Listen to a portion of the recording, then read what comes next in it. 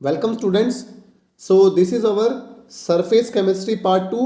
और पिछली वीडियो में मैंने डिस्कस किया था कि जो एड्जॉर्प्शन होता है वो क्या होता है, क्या डिफरेंस होता है एड्जॉर्प्शन और एब्जॉर्प्शन के बीच में, और कुछ टर्म्स मैंने डिफाइन की थी रिलेटेड टू एड्जॉर्प्शन, लाइक आपका एड्जॉर्बेट क्या होता है, आपका एड्जॉर्बेंट क्या होता है, सॉर्प्शन का मतलब क्या होता है, डिसॉर्प्शन का मतलब क्या होता है, और फाइनली मैंने टाइप्स ऑफ एड्जॉर्प्शन को डिस्कस किया था। One is your physical adsorption and other is your chemical adsorption. और फिजिकल एड्जॉर्प्शन को शॉर्ट में हम फिजिजॉर्प्शन भी कहते हैं और केमिकल एड्जॉर्प्शन को हम शॉर्ट में केमिजॉर्प्शन भी कहते हैं। और देखिए एक इंपॉर्टेंट चीज जो मैंने आपको बताई थी कि जो आपका फिजिजॉर्प्शन होता है, यानी कि आपका जो फिजिकल एड्जॉर्प्शन होता है, एक बार मैं लिख देता हूं। So we have physisorption. तो देखिए फिजिजॉर्प्शन में, इन फिजिजॉर्प्शन में जो हमारा एड्जॉर्बेट होता है, वो हमारे एड्जॉर्बेंट से वीक वैंडरवाल फोर्स से जुड़ा होता है। ओके, सो मान के चलिए हमारा ये एड्जॉर्बेट है, यानी कोई गैस है। फॉर एग्जांपल आप ले सकते हो यहाँ पे गैस का एग्जांपल, जैसे सल्फर डाइऑक्साइड SO2। तो हमारा एड्जॉर्बेट क्या हो गया, यहाँ पे सल्फर डाइऑक्साइड हो गया, और हमारा जो एड्जॉर्बेंट हो गया, यानी जिसके ऊपर ये एड्जॉर्ब होगा, दैट इज कॉल्ड एड्जॉर्बेंट। तो एड्जॉर्बेंट का एग्जांपल हम ले लेते हैं यहाँ पे charcoal. So what is adsorbent, that is charcoal. तो जो सब्सटेंस एड्जॉर्ब होता है वो हमारा एड्जॉर्बेट कहलाता है, और जिसपे ये सब्सटेंस जाके एड्जॉर्ब होगा या एक्यूमुलेट होगा उसको हम एड्जॉर्बेंट कहते हैं। तो एग्जांपल के तौर पे मैंने चारकोल ले लिया हमारा एड्जॉर्बेंट, और सल्फर डाइऑक्साइड SO2 गैस ले ली मैंने एड्जॉर्बेट। तो आप सभी को पता है जो फिजिजॉर्प्शन होता है या फिजिकल एड्जॉर्प्शन होता है, उसमें जो आपका एड्जॉर्बेट होता है वो वीक वैंडरवाल फोर्स से जुड़ा होता है हमारे एड्जॉर्बेंट के साथ, यानी कि यहां पे कोई केमिकल बॉन्ड नहीं बनता, ये एक बहुत ही वीक इंटरेक्शन होती है। आप सभी को पता है जो वैंडरवाल फोर्स होता है वो एक वीक फोर्स होता है। तो फिजिजॉर्प्शन में जो हमारा एड्जॉर्बेट होता है वो वीक फोर्स से जुड़ा होता है हमारे एड्जॉर्बेंट से, लेकिन जो आपका केमिजॉर्प्शन होता है वहां पे एक केमिकल बॉन्ड फॉर्म हो जाता है एड्जॉर्बेट और एड्जॉर्बेंट के बीच में। अब हम स्टडी करेंगे एड्जॉर्प्शन आइसोथर्म। तो देखिए एक बात आप सभी को पता है कि जो एड्जॉर्प्शन का एक्सटेंट होता है वो हमारा इंक्रीज होता है प्रेशर के इंक्रीज होने के साथ। यानी मान के चलिए हमारे पास कोई गैस है, हमारे पास जो एड्जॉर्बेट है वो कोई गैस है, अगर हम इस गैस का प्रेशर इंक्रीज कर देते हैं, तो प्रेशर के इंक्रीज होने की वजह से, so if we increase the pressure of the gas, तो गैस के प्रेशर के इंक्रीज होने की वजह से जो हमारा एक्सटेंट होता है एड्जॉर्प्शन का, या आप बोल सकते हो रेट ऑफ एड्जॉर्प्शन, वो हमारा इंक्रीज होता है फॉर गैसेस। मतलब अगर हम किसी भी गैस का प्रेशर इंक्रीज कर देंगे किसी एड्जॉर्बेंट के सरफेस पे, तो ज्यादा से ज्यादा गैस के मॉलिक्यूल्स हमारे एड्जॉर्ब होंगे उस सरफेस पे, यानी कि the extent of adsorption of A gas increase with increase in pressure. और सॉल्यूशन के केस में अगर हमारा कंसंट्रेशन इंक्रीज होगा तो हमारा यहाँ पे एड्जॉर्प्शन का प्रोसेस भी हमारा तेजी से होगा। तो चलिए इसको थोड़ा डिटेल में स्टडी करते हैं। एड्जॉर्प्शन आइसोथर्म आपका एक ग्राफ होता है जिसमें हम ये देखते हैं कि कितनी गैस हमारी एड्जॉर्ब हुई है, यानी अमाउंट ऑफ गैस एड्जॉर्ब, और प्रेशर के साथ हम रिलेशन देखते हैं। आप देख सकते हैं यहाँ पे आपको एक ग्राफ दिखाई दे रहा होगा। ये ग्राफ आपका किस किस के बीच में, जो y एक्सिस है वहां पे आपको दिखाई दे रहा होगा यहाँ पे x बाय m। तो ये जो x बाय m है ये आपका बताता है कि amount of gas absorb. x by m tells us amount of gas adsorb, यानी कितनी गैस एड्जॉर्ब हो रही है in a unit mass of adsorbent, in a given mass of adsorbent आप बोल सकते हो। अमाउंट ऑफ गैस एड्जॉर्ब्ड, और आप बोल सकते हो extent of adsorption. It basically is extent of adsorption, यानी किस रेट से एड्जॉर्प्शन हो रहा है, यानी कितना एड्जॉर्प्शन हो रहा है, that is called extent of adsorption. तो y एक्सिस पे तो आपका एक्सटेंट ऑफ एड्जॉर्प्शन है, और आपका x एक्सिस में यहाँ पे प्रेशर है। लेकिन आइसोथर्म का मतलब समझिए, आइसो का मतलब होता है सेम। मैं आपको यहां बता देता हूं, आइसो का मतलब क्या होता है आपका, सेम होता है। Iso is same, and therm का मतलब होता है temperature. What is the meaning of therm, therm का मतलब आपका क्या होता है, थर्म का मतलब होता है टेम्परेचर। यानी कि हम यहाँ पे रिलेशन पढ़ेंगे, यहाँ पे हम ग्राफ की स्टडी करेंगे किस किस के बीच में। एक तो एक्सटेंट ऑफ एड्सॉर्प्शन, या बोल सकते हो कि अमाउंट ऑफ गैस एड्सॉर्ब, और प्रेशर के बीच में एट सेम टेम्परेचर, और you can say constant temperature. यानी हमारा जो टेम्परेचर होगा वो तो कांस्टेंट होगा, और उस कांस्टेंट टेम्परेचर पे हम यहाँ पे रिलेशनशिप पढ़ेंगे किस किस के बीच में, कि कितनी गैस एड्सॉर्ब हो रही है और प्रेशर के बीच में। सो वाई एक्सिस पे आपका x बाई एम है, जहां पे आपका x क्या है, चलिए मैं आपको x बताता हूं। सो ये जो आपका x बाई एम है, इसमें जो आपका x है that is mass of adsorbent. यहां पे जो आपका x है, x is your mass of, एक बार मैं इसको सही से लिख देता हूं, what is x, x is mass of adsorbate, जो हमारा एड्सॉर्ब हो रहा है उसका मास। और ये हमारा m क्या है, m is the mass of adsorbent, m is the mass of adsorbent, यानी जिस पे ये एड्सॉर्ब हो रहा है उसका मास ऑफ एड्सॉर्बेंट। जैसे फॉर एग्जांपल अभी हमने एक एग्जांपल लिया था चारकोल के ऊपर SO2 गैस का एड्सॉर्ब होने वाला एग्जांपल। तो उसमें आप देख सकते हो जो हमारा चारकोल था वो हमारा एड्सॉर्बेंट था, और हमारी जो सल्फर डाइऑक्साइड गैस थी वो हमारी क्या थी, एड्सॉर्बेट थी। इसका मतलब हम ये देखेंगे कि जब हम प्रेशर बढ़ाते हैं तो प्रेशर बढ़ाने की वजह से जो हमारा एड्सॉर्बेट है वो किस तरीके से एड्सॉर्ब होता है एड्सॉर्बेंट पे। और आप इसको m को 1 ले सकते हो, यूनिट मास ले सकते हो, यानी जैसे आपने चारकोल लिया, उस चारकोल का मास आपने 1 ग्राम ले लिया, उस 1 ग्राम चारकोल पे कितना आपका एड्सॉर्बेट एब्सॉर्ब होता है प्रेशर इंक्रीज करने के साथ, ये आपको यहाँ पे रिलेशन देखना है। तो आप इस ग्राफ को देख सकते हो कि जैसे जैसे प्रेशर इंक्रीज हो रहा है वैसे वैसे एक्सटेंट ऑफ एड्सॉर्प्शन या amount of gas adsorb increase हो रही है। आप सोच सकते हो बहुत आसान सी चीज है। देखिए मैं आपको एक पिक्चर दिखाता हूँ, ये वाली पिक्चर यहाँ आपको दिखाई दे रहा होगा, ये आपका चारकोल है। Charcoal is what, charcoal is your adsorbent. Charcoal हमारा क्या है, चारकोल हमारा एड्सॉर्बेंट है, और ये जो SO2 गैस है जो एड्सॉर्ब हो रही है ये हमारा एड्सॉर्बेट है। सो दिस इज अवर एड्सॉर्बेट।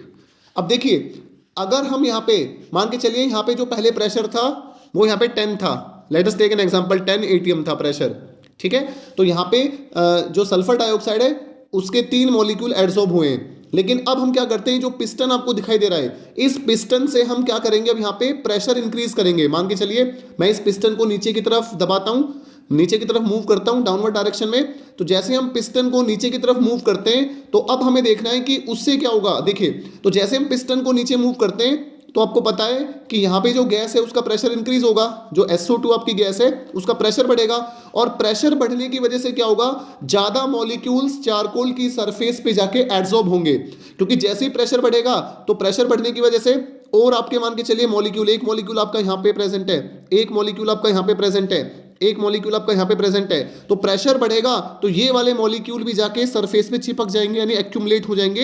यानी प्रेशर बढ़ने से आपका एक्सटेंट ऑफ एड्सॉर्प्शन इंक्रीज होता है, यानी ज्यादा आपकी गैस एड्सॉर्ब होगी चारकोल के सरफेस पे अगर आप प्रेशर बढ़ाओगे, और अगर प्रेशर कम होगा तो आपकी कम गैस एड्सॉर्ब होगी। लेकिन एक इंपॉर्टेंट बात समझना, ये जो हम एड्सॉर्प्शन आइसोथर्म स्टडी कर रहे हैं ये ओनली हम फिजिकल एड्सॉर्प्शन के लिए कर रहे हैं, यानी फिजिक्स ऑप्शन के केस में हम इसको स्टडी कर रहे हैं प्रेशर के चेंज को। इट इज नॉट केमिज ऑप्शन, ठीक है। चलिए तो वापस चलते हैं वहीं पे और देखते हैं।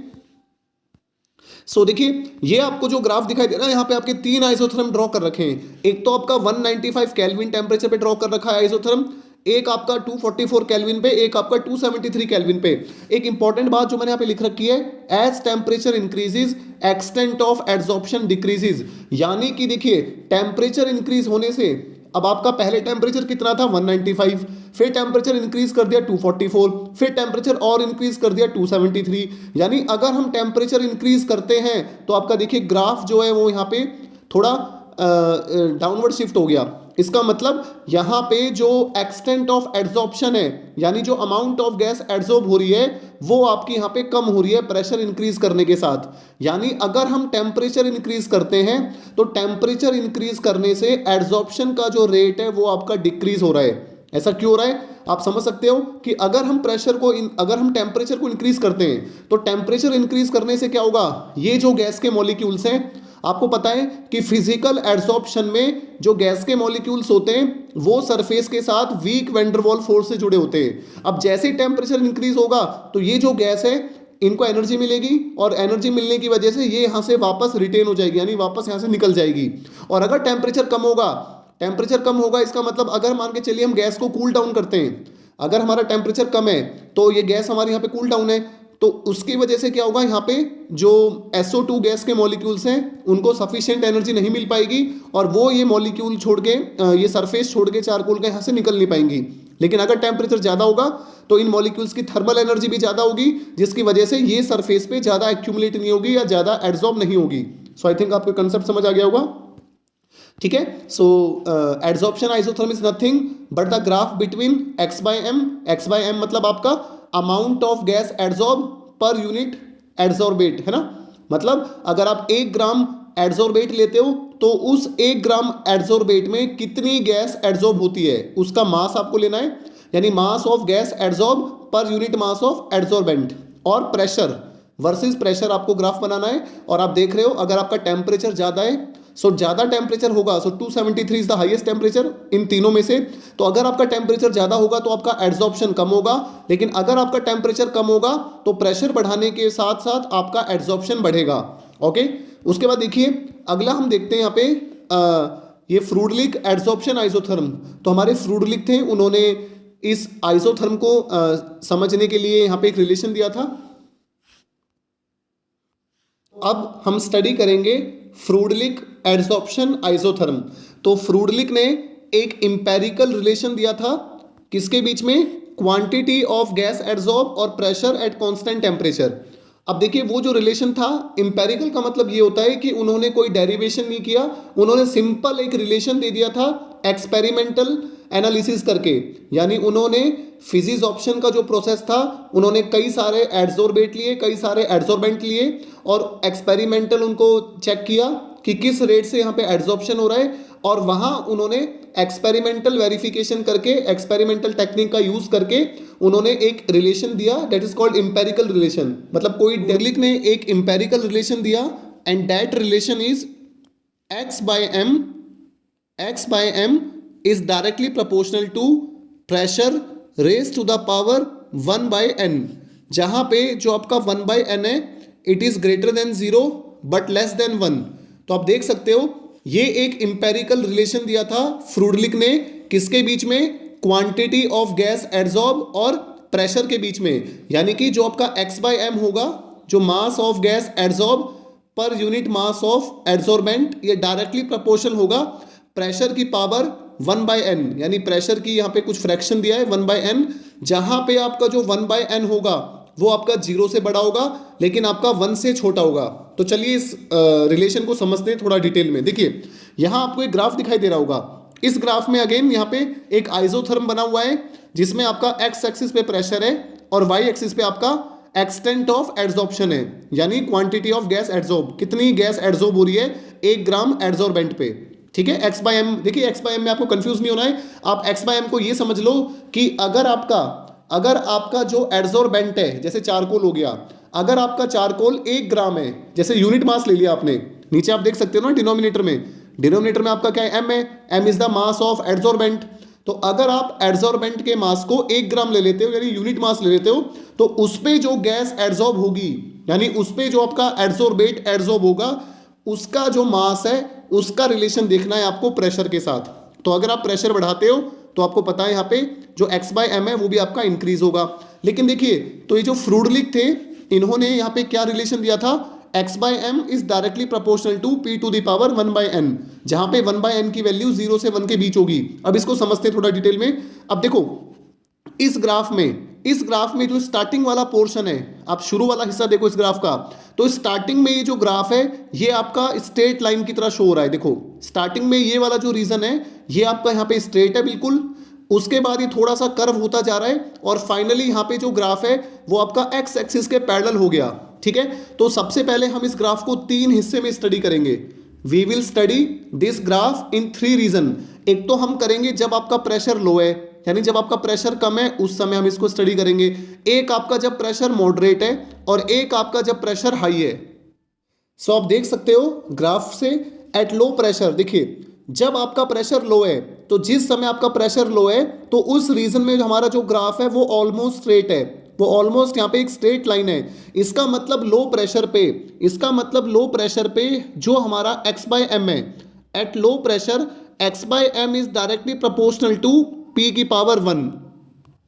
यानी कि जब हमारा प्रेशर लो है उस समय हमारा जो x बाय एम है, यानी जो एक्सटेंट ऑफ एड्सॉर्प्शन है, वो प्रेशर के डायरेक्टली प्रोपोर्शनल है। क्योंकि आप सभी को पता है कि जब भी हमारे ग्राफ में एक स्ट्रेट लाइन आती है, इसका मतलब मान के चलिए ये आपका x है, ये आपका y है, तो स्ट्रेट लाइन कब आती है? जब आपका जो y है, जब आपका जो y है, y is directly proportional to x। तो जब y x के डायरेक्टली प्रोपोर्शनल होता है तभी हमारा रिलेशन होल्ड होता है। इसका मतलब जब हमारा प्रेशर लो है, when the pressure is low then there is a straight line. तो आप इस ग्राफ को देख सकते हो, लो प्रेशर पे ये जो ग्राफ है ये लगभग एक स्ट्रेट लाइन है। इसका मतलब लो प्रेशर पे जो आपका x बाय एम है, यानी कि जो आपकी अमाउंट ऑफ गैस एब्जॉर्ब हो रही है वो प्रेशर के डायरेक्टली प्रोपोर्शनल है। डायरेक्टली प्रोपोर्शनल मतलब p की पावर 1 पे डिपेंड कर रही है। लेकिन आप देख सकते हो जैसे हम मॉडरेट प्रेशर की तरफ बढ़े, तो जब हम मॉडरेट प्रेशर की तरफ बढ़ रहे हैं तो यहाँ पे जो आपका x बाय एम है, अच्छा पहले हम मॉडरेट से पहले हाई प्रेशर की बात करते हैं। देखिए तो एट हाई प्रेशर, जब हमारा प्रेशर हाई है तो उस समय आप देख सकते हो ये आपका जो ग्राफ है बिल्कुल फ्लैट हो गया। यानी कि अब प्रेशर बढ़ाने की वजह से आपका जो एड्सॉर्प्शन है, एक्सटेंट ऑफ एड्सॉर्प्शन है, वो आपका यहाँ पे इंक्रीज नहीं हो रहा है। यानी जितना एड्सॉर्प्शन इस प्रेशर पे हो रहा है उतना ही अगले प्रेशर पे हो रहा है, उतना ही अगले प्रेशर पे। यानी कि एट हाई प्रेशर, तो जब हम प्रेशर इंक्रीज कर देते हैं यानी काफी ज्यादा हाई प्रेशर पे, उस समय जो हमारा x बाय एम होता है, हाई प्रेशर पे हमारा जो x बाय एम होता है वो हमारा प्रेशर पे डिपेंड नहीं करता है। इसका मतलब x by m is directly proportional to p to the power 0। आप देख सकते हो इस वाले रीजन में यहाँ जो ग्राफ है वो आपका फ्लैट हो गया। फ्लैट होने का मतलब क्या है कि अगर अब आप प्रेशर बढ़ाते हो, फॉर एग्जांपल यहाँ आपका प्रेशर 50 है, यहाँ आपका प्रेशर 50 है, तो आपका x by m let us take, आपका x बाय एम यहाँ पे 2 है, लेट अस टेक। जैसे आपने प्रेशर को 50 से 60 करा तो आपका x बाय एम अगेन कितना है? अगेन 2 है। फिर आपने प्रेशर को 70 करा, फिर आपका x बाय एम 2 है।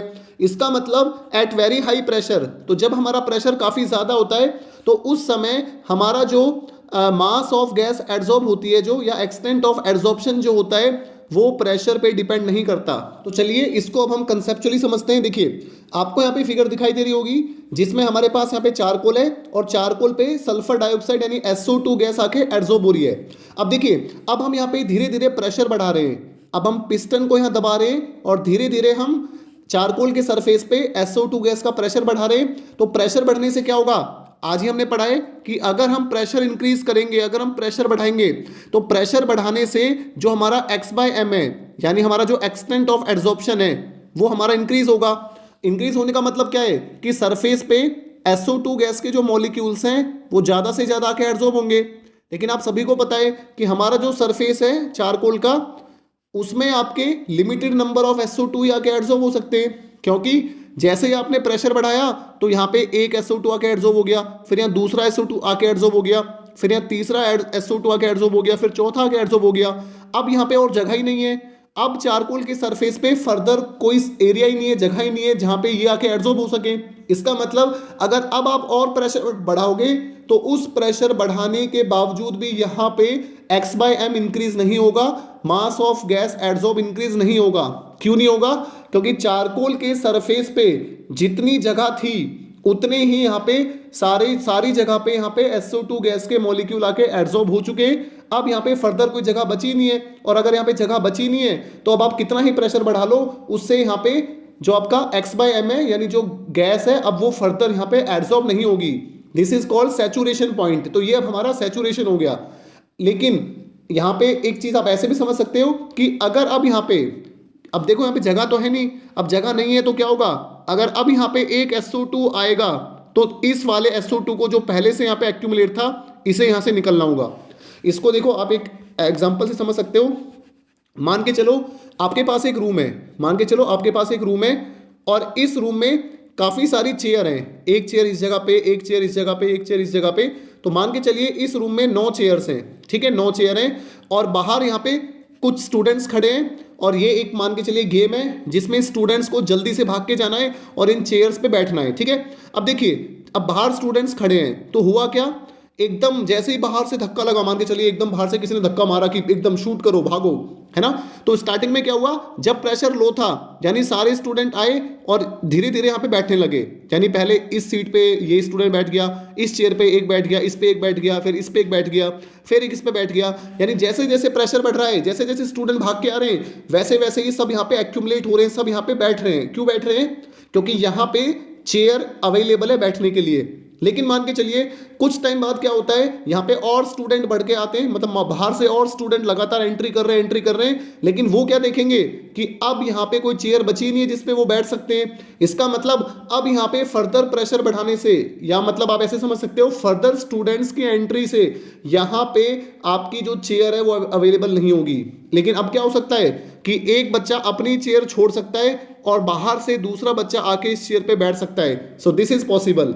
इसका मतलब जब प्रेशर हाई हो जाता है तो हाई प्रेशर पे होता क्या है, यहाँ पे जो आपका x/m है वो प्रेशर के इंडिपेंडेंट हो जाता है। Okay, so you can see at very high pressure, तो जब हमारा प्रेशर काफी ज्यादा हो जाता है तो यहाँ पे जो x/m है वो प्रेशर पे डिपेंड ही नहीं करता है। क्यों डिपेंड नहीं करता है, क्योंकि उस कमरे में, जो मैंने आपको अभी एग्जांपल दिया था, उस कमरे में limited number of chair present थी, वो सारी की सारी जो चेयर थी वो ऑक्यूपाई हो गई। तो अब बाहर से अगर मैं कितने ही स्टूडेंट को अंदर कर दूं तो वो अब यहाँ पे बैठ नहीं पाएंगे क्योंकि यहाँ पे चेयर ही नहीं है। इसी तरीके से अगर अब मैं गैस का प्रेशर बढ़ा रहा हूं तो मैं कितना ही गैस का प्रेशर बढ़ा लूं इस पॉइंट के बाद, तो अब यहाँ पे फर्दर x/m इंक्रीज नहीं होगा, यानी एक्सटेंट ऑफ एब्जॉर्प्शन इंक्रीज नहीं होगा, क्योंकि सारे सरफेस पे जो SO2 गैस के मॉलिक्यूल्स थे वो जाके एक्यूमुलेट हो गए हैं, अब वो फर्दर नहीं हो सकते हैं।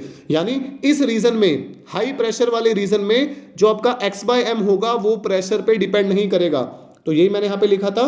सो एट हाई प्रेशर जो आपका x/m होगा, so it does not depend upon pressure, यानी यहाँ पे जो आपका x/m होगा वो आपका डायरेक्टली प्रोपोर्शनल होगा p⁻0 के। ठीक है, अब लो प्रेशर पे मैंने आपको समझा दिया कि जब प्रेशर लो होगा तो लो प्रेशर पे क्या होगा, यहाँ पे ऑलमोस्ट एक स्ट्रेट लाइन बन रही है, यानी लो प्रेशर पे जो x/m होगा वो आपका प्रेशर के डायरेक्टली प्रोपोर्शनल होगा, और हाई प्रेशर पे जो x/m होगा वो p के 0 पावर पे डिपेंड करेगा।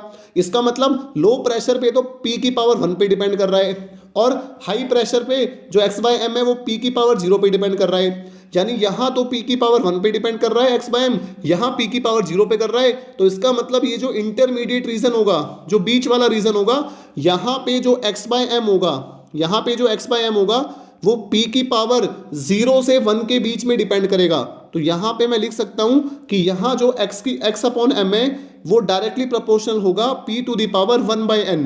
और आप समझ सकते हो कि ये जो 1/n है ये आपका 1 और 0 के बीच में लाई करेगा, यानी आपका जो 1/n होगा वो 0 से तो बड़ा होगा लेकिन 1 से छोटा होगा। क्यों, क्योंकि जब आपका प्रेशर लो था, जब लो प्रेशर था, तो उस समय जो x/m है वो तो p⁻1 पे डिपेंड कर रहा था, यानी डायरेक्टली प्रोपोर्शनल था। और जैसे ही आपका प्रेशर काफी ज्यादा हो गया, हाई प्रेशर हो गया, तो उस समय जो आपका x/m है वो p⁻0 पे डिपेंड कर रहा है। तो यहाँ p⁻1 पे डिपेंड कर रहा है, यहाँ 0 पे डिपेंड कर रहा है। इसका मतलब इंटरमीडिएट रीजन में, यानी मॉडरेट प्रेशर पे आप बोल सकते हो, यानी मॉडरेट प्रेशर पे जो x/m होगा वो p⁻1/n पे डिपेंड करेगा, जहां पे आपका जो 1/n होगा वो 0 से तो बड़ा होगा लेकिन 1 से छोटा होगा।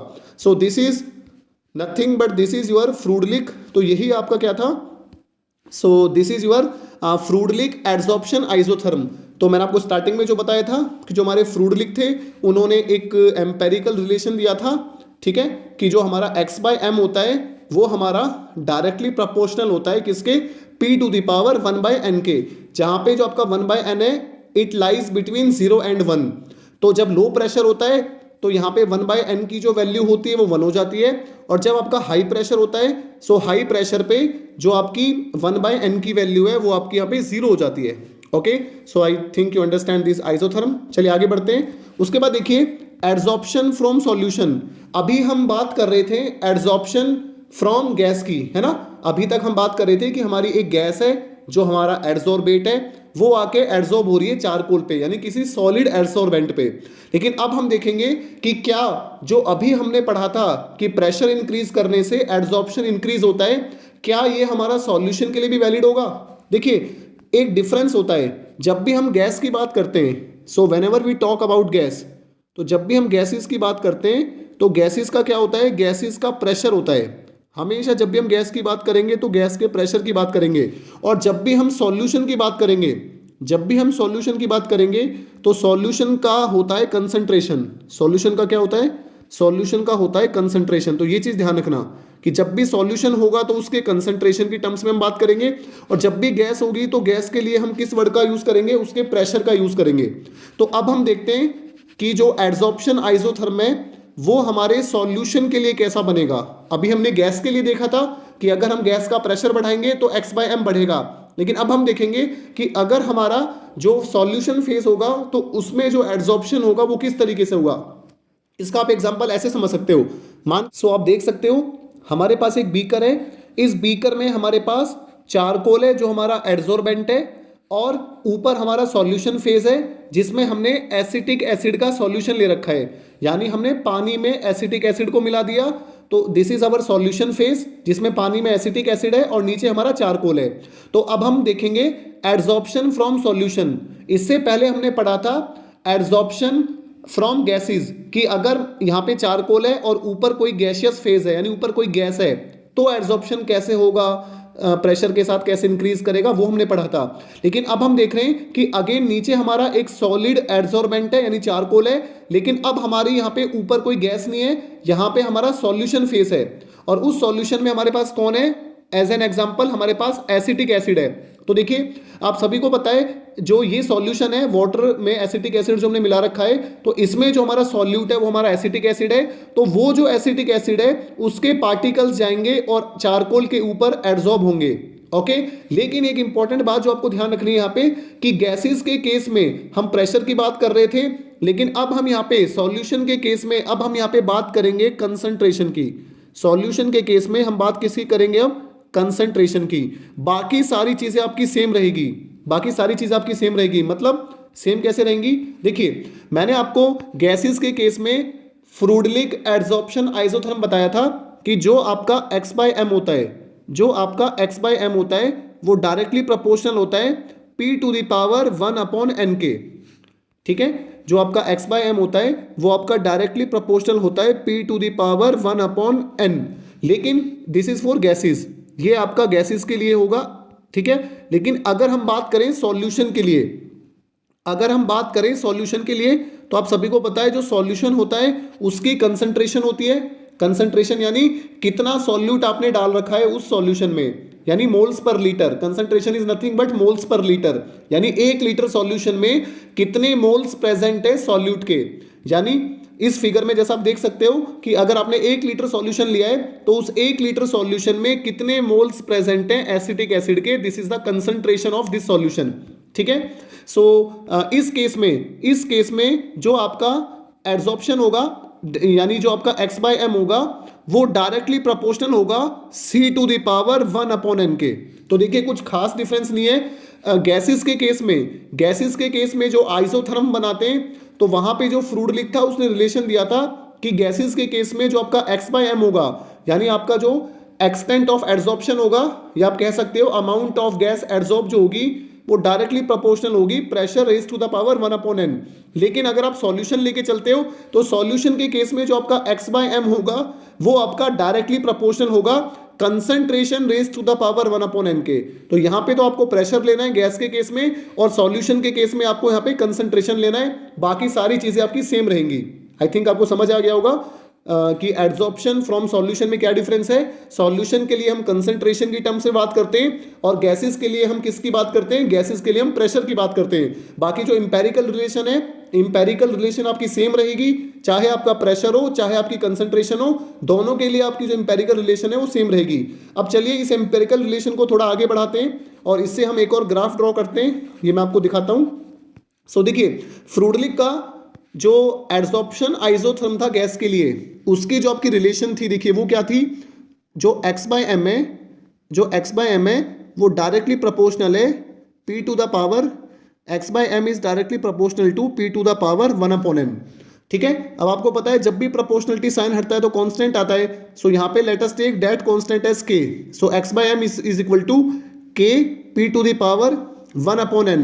अब हम क्या काम करते हैं, अब हम दोनों साइड लॉग लेते हैं। अब हम क्या काम करेंगे यहाँ पे, taking log on both side. तो मैं लिख देता हूं, so now what we are doing, we are taking log, so taking log on both side, दोनों साइड अब हम यहाँ पे लॉग ले रहे हैं, taking log on both side.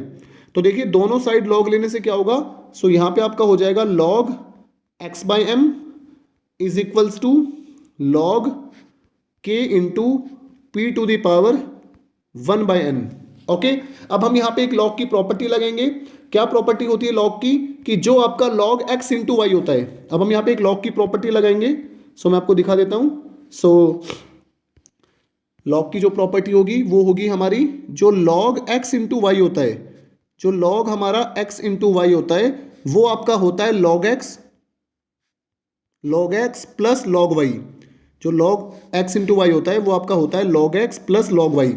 Okay, so अगर हम इस प्रॉपर्टी का यूज करते हैं कहाँ पे, यहाँ पे log x/m equals to log kp, तो ये क्या हो जाएगा, मैं इसको लिख के दिखाता हूँ आपको इस इक्वेशन को।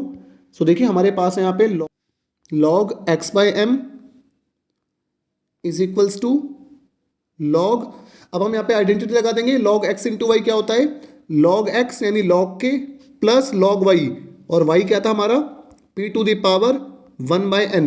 अब देखिए अब हम यहाँ पे लॉग की एक और प्रॉपर्टी यूज करेंगे, वो क्या होती है कि लॉग, उस प्रॉपर्टी को और मैं लिख देता हूं, एक और प्रॉपर्टी हमारे पास होती है, जो लॉग होता है log x to the power y, जो log x to the power y होता है, इसको मैं थोड़ा क्लियर लिख देता हूं। So next property is log x to the power y is equals to y log x, log x to the power y equals to y log x। इस property को मैं यहाँ यूज कर दूंगा।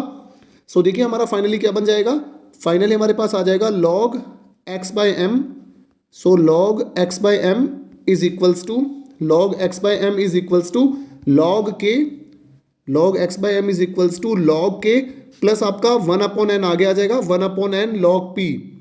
सो देखिए ये एक इंपॉर्टेंट रिलेशन यहाँ पे आ गया। अब इस रिलेशन को आप कंपेयर कर सकते हो स्ट्रेट लाइन इक्वेशन से। स्ट्रेट लाइन इक्वेशन में ये आपका किसका काम करेगा, ये आपका y का काम करेगा, y ये आपका m का काम करेगा, ये आपका x का काम करेगा, और ये आपका c का काम करेगा। So y equals to mx plus c। So this is nothing but the straight line equation. तो अगर हम अब इस इक्वेशन का यूज करके ग्राफ ड्रॉ करें तो देखिए, तो यहाँ पे जो y होगा y एक्सिस पे आपका क्या होगा, y पे आपका होगा log x/m। चलिए मैं आपको दिखा देता हूँ यहाँ पे उस ग्राफ को। So this is your graph. So आप देख सकते हो कि ये आपका ग्राफ है, और ये इक्वेशन मैंने अभी कंपेयर की थी स्ट्रेट लाइन इक्वेशन से, जहां पे जो y है, y का काम कौन कर रहा है, y का काम कर रहा है log x/m, यानी y एक्सिस पे आपका क्या होगा, यहाँ पे आप देख सकते हो y एक्सिस पे हमारे पास है log x/m। इसी तरीके से हाँ हमारा जो x एक्सिस है, सो x पे क्या होगा, हमारा log p होगा। सो आप देख सकते हो this is the x axis पे हमारे पास log p है, और हमारा जो स्लोप होगा वो हमारा 1/n होगा। तो आप देख सकते हो ये जो आपकी लाइन है, इस लाइन का जो स्लोप है आपका वो क्या है 1/n है, और इंक्रीजिंग है क्योंकि पॉजिटिव साइन है। और हमारा जो इंटरसेप्ट है यहाँ पे c is what, c is the intercept. Intercept मतलब कि जब हमारा x की वैल्यू 0 होती है तो उस समय y हमारा जो होता है डेट इज अवर इंटरसेप्ट। जैसे यहाँ पे हमारा log p जब 0 है तो उस समय जो log x/m है उसकी इनिशियल वैल्यू कितनी है, डेट इज अवर इंटरसेप्ट। तो आप देख सकते हो जो इंटरसेप्ट है हमारा वो log k है। ओके, सो यहाँ पे हम जो हमारा फ्रूड लिक है उनका एड्सॉर्प्शन आइसोथर्म को प्लॉट कर सकते हैं। हमने क्या करा है, जस्ट हमने यहाँ पे जो फ्रूड लिक की इक्वेशन थी x/m is directly proportional to p to the power 1/n। हमने इसमें क्या करा, प्रोपोर्शनलिटी साइन हटाया, एक कांस्टेंट आया, हमने दोनों तरफ लॉग लगाया, फिर हमने लॉग की दो प्रॉपर्टीज का यूज किया, और फाइनली हमारे पास यहाँ पे एक इक्वेशन आ गई which is straight line equation. और इसी स्ट्रेट लाइन इक्वेशन का यूज करके हमने यहाँ पे ग्राफ प्लॉट कर दिया, जिसमें y एक्सिस पे हमें लेना है log x/m, x एक्सिस पे हमें लेना है log p, स्लोप हमारा होगा 1/n, और जो इंटरसेप्ट होगा जहां से ग्राफ शुरू होगा y एक्सिस पे वो हमारा होगा log k। ओके, सो ये एक इंपॉर्टेंट ग्राफ है Freundlich. So I hope आपको फ्रूड लिक का एड्सॉर्प्शन आइसोथर्म समझ आया होगा। वीडियो से रिलेटेड कोई भी डाउट होता है तो वीडियो के कमेंट सेक्शन में आप मुझसे पूछ सकते हो, या व्हाट्सएप पे पर्सनली पूछ सकते हो। Thanks for watching the video.